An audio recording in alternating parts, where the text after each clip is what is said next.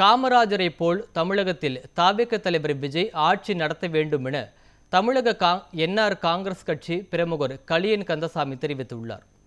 புதுச்சேரியில் 5வது முறையாக முதல்வராக என் ரங்கசாமி பொறுப்பேற்க உள்ளார்.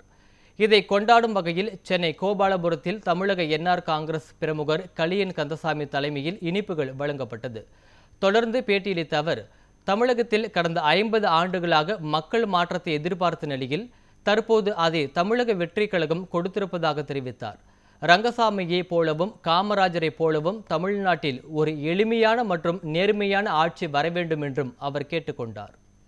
தமிழக மக்களின் சார்பாகவும் தமிழ்நாடு என்ஆர் காங்கிரசின் சார்பாகவும் 5வது முறையாக முதலமைச்சராக பதவியேற்க உள்ள புதுவை முதல்வர் வாழும் காமராஜர் ஐயா ரங்கசாமி அவர்களுக்கு எங்களுடைய வாழ்த்துக்களை தெரிவித்துக் கொள்கிறோம்.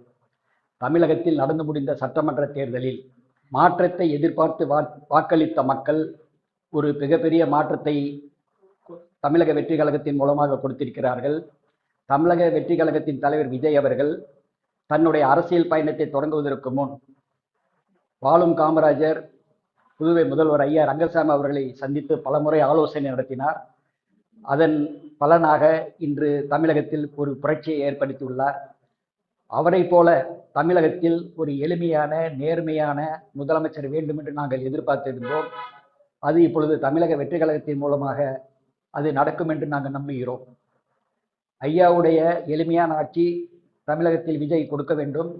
அவரை போல ஒரு நல்லாட்சி தர வேண்டும் என்று தமிழக மக்களின் சார்பாக கேட்டுக்கொள்கிறோம். காமராஜர் ஆட்சி முடிந்து 50 ஆண்டுகளுக்கு பிறகு இது ஒரு பெரிய சகாப்தம் நடந்திருக்கிறது.